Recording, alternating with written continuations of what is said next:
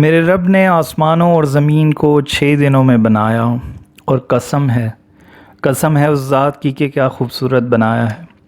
جب یہ دنیا اتنی خوبصورت بنائی ہے تو جنت کا کیا عالم ہوگا۔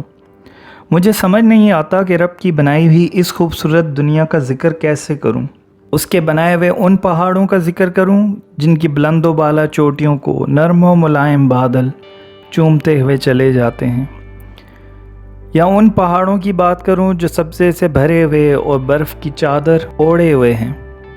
یا ان ٹھنڈے سمندروں کی جن میں ان گنت سمندری حیات رہتی ہیں،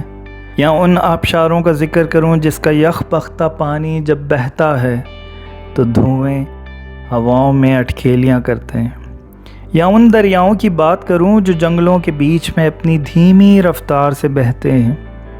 یا ان دریاؤں کی جو پرسکون پڑے رہتے ہیں، یا ان ٹھنڈی جھیلوں کی جو اپنی خوبصورتی کی خود ایک مثال ہیں،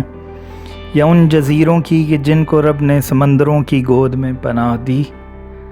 یا ان پہاڑوں کی جنہیں پانیوں میں کھڑا کر دیا،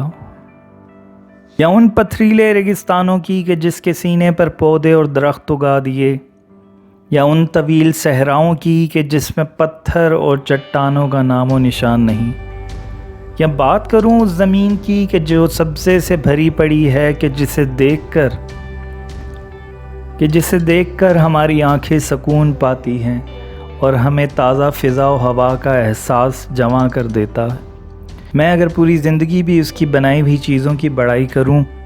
تو میری زندگی اس رب کی اور اس کی بنائی ہوئی ایک ایک چیز کی تعریف بیان نہ کر سکے گی، تو اس چند منٹ کی ویڈیو میں بھلا کیسے کر پاتا ہوں۔ میرے رب نے یہ دنیا انسان کے لیے بنائی کہ انسان اس میں چلے پھرے اور آپس میں بھائی چارگی سے رہے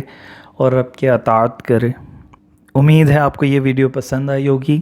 اگر پسند آئی ہے تو سبسکرائب، لائک اور شیئر کر دیجئے، اور اگر نہیں آئی تو ضروری نہیں کہ جو چیز دل سے بنائی جائے وہ سب کو پسند آ جائے۔ اگلی ویڈیو میں آپ سے ملاقات ہوگی، تب تک کے لیے اللہ حافظ۔